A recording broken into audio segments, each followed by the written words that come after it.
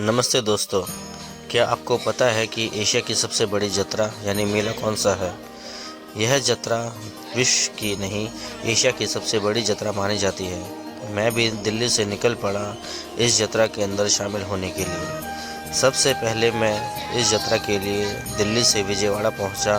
फिर वहां से मैंने ट्रेन बुक कर अपनी टिकट ली और वहां से निकल पड़ा तेलंगाना के एक छोटे से गांव में, जिसका नाम था महिपात।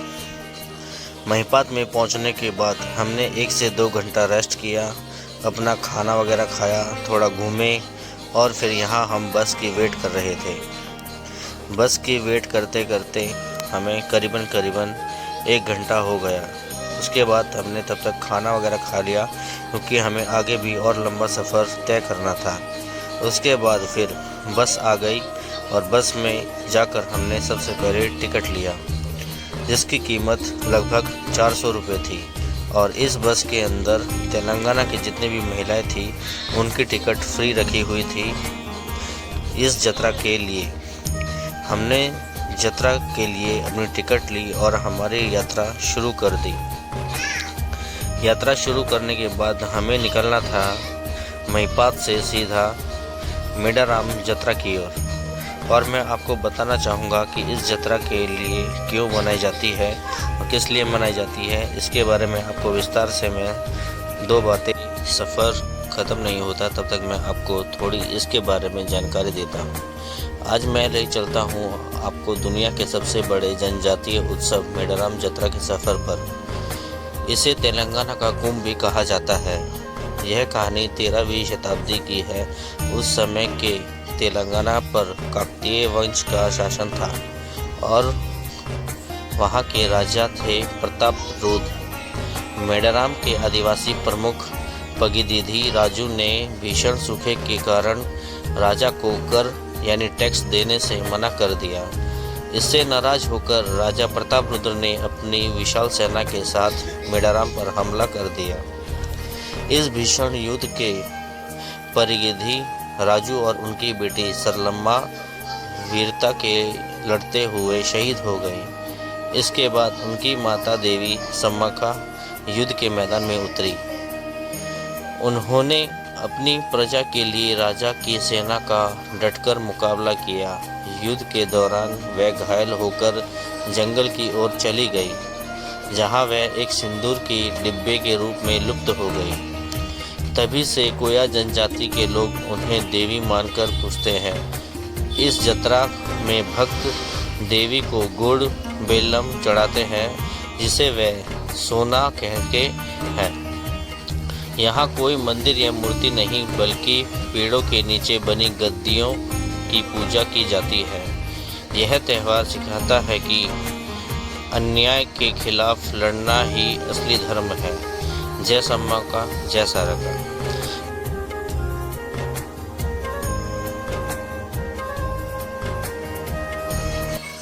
जैसे हम आगे बढ़े और हमें घने जंगल मिले। इस जंगल के अंदर बहुत से जानवर रहते हैं, हिरन वगैरह, शेर वगैरह और काफ़ी जानवर। इस जंगल के अंदर आमतौर पर आना मना होता है। यहाँ पर आमतौर पर आने की अनुमति नहीं होती। इस जत्रा के लिए ये रास्ता खोला जाता है केवल। जैसे ही हम आगे गए तो हमें आगे पुलिस चेक पोस्ट मिले। यह पुलिस कर्मी सभी ही बसों का हिसाब रखते हैं और हर आने जाने वाली बसों पर ध्यान रखते हैं, क्योंकि इस जत्रा के अंदर हजारों नहीं करोड़ों की भीड़ आती है, इसलिए यह सब इंतजाम करा हुआ होता है। और मैंने एक चीज़ और देखी कि बहुत से लोग मंदिर ना जाकर रास्ते के बीच में ही अपना कैंप लगाते हैं और वहीं पर 1 से 2 दिन गुजारते हैं, एंजॉय करते हैं, फिर यहीं से दर्शन करके वह चले जाते हैं। इस जगह मेडाराम जत्रा के अंदर मैंने एक चीज़ नोटिस की, जैसे कि यहाँ पर कोई मूर्ति या मंदिर नहीं है, बल्कि वहाँ बांस रखी हुई होती है। बांस को ये देवी समझकर पूजते हैं और वहाँ मान्यता रखते हैं, और यह देवी हर किसी की मनोकामना पूरी करती है। यह है मेडाराम जत्रा की बस की पार्किंग। यहाँ हम पहुँचे और यहाँ पर बस हमारी पार्क हुई और यहीं पर हम उतरकर आगे जाने वाले थे रिक्शा के साथ।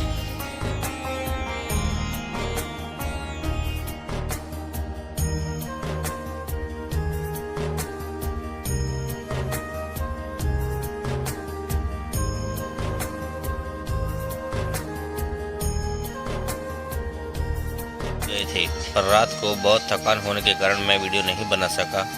और मैं सुबह उठा और देखिए हमने अपने छोटे छोटे कैंप लगा रखे हैं और हमारे जैसे यहाँ ना जाने कितने हज़ारों लाखों कैंप और लगे हुए हैं। यहाँ मॉर्निंग का समय इतना ही प्यारा था कि मैं आपको बता नहीं सकता। यहाँ पर हर जगह धुंध, हर जगह कोहरा और हर जगह मज़ा ही आ रहा था। मैं भी ऐसा एक्सपीरियंस लाइफ में पहली बार ले रहा था, क्योंकि इससे पहले मैं कभी किसी मेले में नहीं गया। सुबह इतनी ठंड थी कि पूछो मत। यह मेरी छोटी सी बेटी सुबह सुबह उठकर खेलने के लिए बाहर भाग रही थी। फिर मैं वहाँ से पहुँचा जहाँ पहाड़ वगैरह थे, तो वह पहाड़ों का नज़ारा देख के मेरा दिल खुश हो गया। जहाँ पर कोहरा ही कोहरा था, जहाँ देखो वहीं कोहरा, हर जगह कोहरा। और दोपहर को इतनी गर्मी कि पूछो मत, हालत ख़राब हो जाए।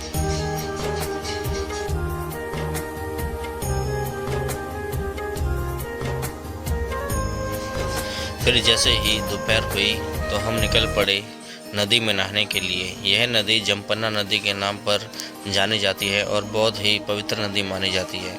देखिए मैंने अपनी बेटी को अपने कंधों पर ले लिया और उसे मेले की सैर कराने ले चला। यहाँ से हम निकले नदी में नहाने के लिए और वो भी मेले का बहुत ही आनंद ले रखी थी। जैसे कि हम देख रहे थे अभी यात्रा शुरू होने में 2 से 3 दिन का वक्त बाकी था, फिर भी यहाँ पे हज़ारों की तादाद में भीड़ उमड़ रही थी। और यहाँ पर लोग अपनी अलग अलग तरीक़ा की मान्यताएं मन्नतें लेकर आने लगे। मैंने भी ऐसा पहली बार देखा लाइफ के अंदर। फिर जैसे ही हम आगे पहुँचे जमपन्ना की साइड पे, तो वहाँ पर मुझे तो भीड़ काफ़ी दिखी, जैसे कि आप भी देख सकते हैं।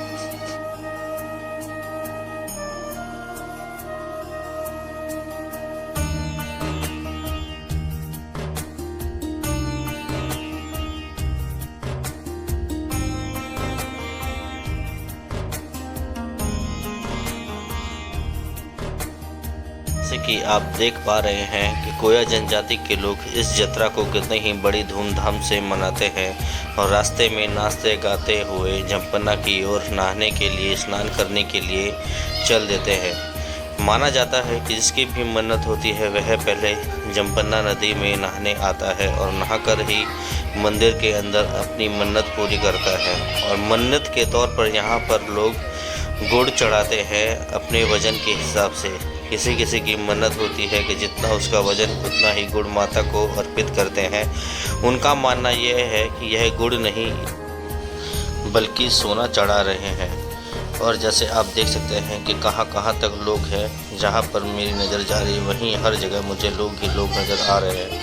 अभी यात्रा स्टार्ट होने में 2 से 3 दिन बाकी है, फिर भी इतनी भीड़ है। हर जगह उत्सव मनाया जा रहा है, नाचते गाते हुए माता को मनाने का प्रयास करा जा रहा है। जैसे ही मैंने आपको बताया कि लोग अपने सिर के ऊपर गुड़ उठाकर माता की मन्नत या माता को खुशी से गुड़ चढ़ाने जाते हैं। इनका मानना यह है कि ये गुड़ की नहीं बल्कि सोना चढ़ा रहे हैं और माता सोना समझकर गुड़ ही स्वीकार कर लेती है। यह मेले का दृश्य है। यह मेले में बहुत सी दुकानें लगती है, खिलौनों की, गेमों की, कपड़ों की, हर चीज़ों की। और जहाँ तक देखो वहाँ नज़र जाए वहीं हर जगह मेला है। मैं सोच रहा था कि मेला छोटा होगा, पर ये मेला मेरी सोच से भी बहुत बड़ा मेला है।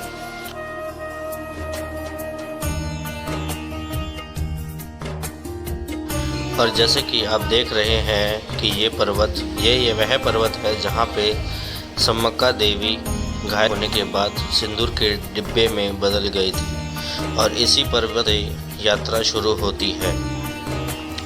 और आप देख सकते हैं यात्रा के एक दिन पहले का वीडियो, जहाँ पर हज़ारों नहीं करोड़ों की तादाद में लोग नदी के अंदर स्नान करने आए और यहीं पे लोग अपने बाल कटवाते हैं मन्नत के तौर पे और यहीं पे नहाकर वह दर्शन करने के लिए जाते हैं। आप देख सकते हैं कितनी ही भीड़ है। मैं भी ऐसी भीड़ पहली बार देख रहा था।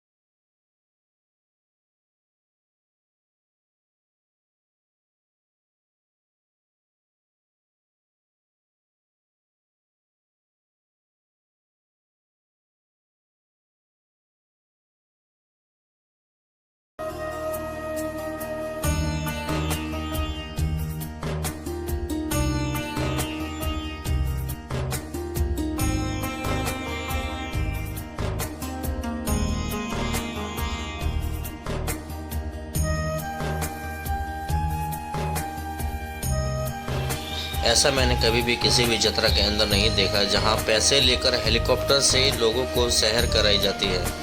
मैंने पूछा ये क्या चीज़ है, तो मेरे जानकार दोस्तों ने कहा कि यह हेलीकॉप्टर घूमता है और लोगों को सवारी करवाता है, जिसकी पर टिकट 5 से 10 हज़ार रुपये करीबन होती है और ये पूरी जत्रा की सैर कराता है। मैं खुद देखकर हैरान हो गया। फिर हम रात को गए मेले के अंदर। मेले के अंदर जाने के बाद मेरी तो आंखें खुली रह गई। इतना बड़ा मेला मैंने लाइफ में पहली बार देखा। मैं देखते ही हैरान हो गया और मुझे बहुत ही आनंद आने लगा इस मेले के अंदर।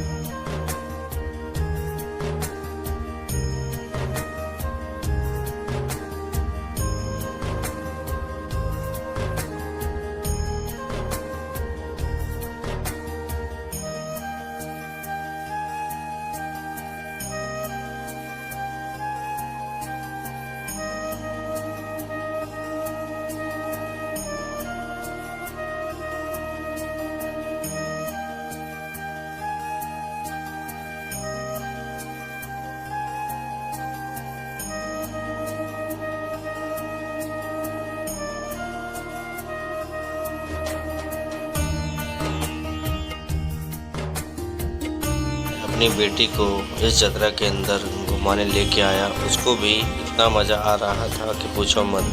कभी यहाँ भाग रही थी, कभी वहाँ भाग रही थी। मैंने उसको अपने पास उठा के रखा क्योंकि यहाँ पे बच्चों का बहुत ही ध्यान रखना पड़ता है। इसको मैंने गाड़ी वाले झूले खिलाए, फिर दूसरे झूले खिलाए और ये डरने लगी तो मैंने उसको लेकर फिर घर चला गया।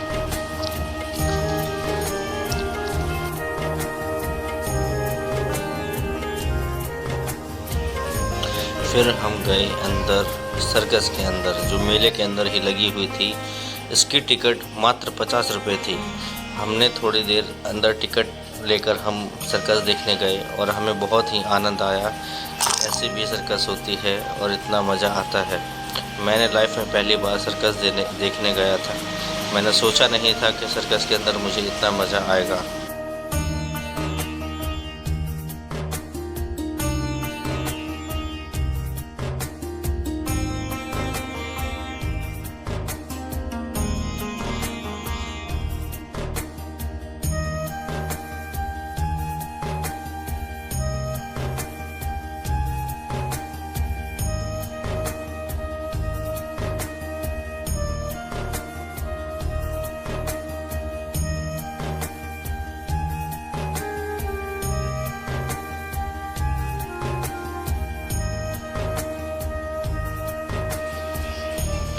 उसके बाद मैं अपनी बेटी को रखकर झूले खाने के लिए फिर से के मेलों के अंदर आ गया। मैंने यहाँ पर झूले देखे और ये झूला तो पूछो मत यार। जब मैं इस झूले के अंदर बैठा और झूला चालू हुआ, धीरे धीरे ये झूला जब ऊंचाई पर पहुंचा तो मेरी तो हालत ख़राब हो गई। जब स्टार्टिंग में झूला नॉर्मल ही चल रहा था, फिर उसके बाद जब ये झूला तेज़ हुआ फिर मेरी हालत इतनी ख़राब हो गई कि मैं झूले वाले को बोलने लगा कि भाई रोक दे, बस बहुत हो गया। फिर भी ये झूला जब हमने खाया उसके बाद मुझे बहुत ही आनंद आया। पर मैं कसम से इस झूले के अंदर फिर से कभी नहीं बैठूंगा, क्योंकि उस टाइम पे मुझे लगा कि मैं बस गया।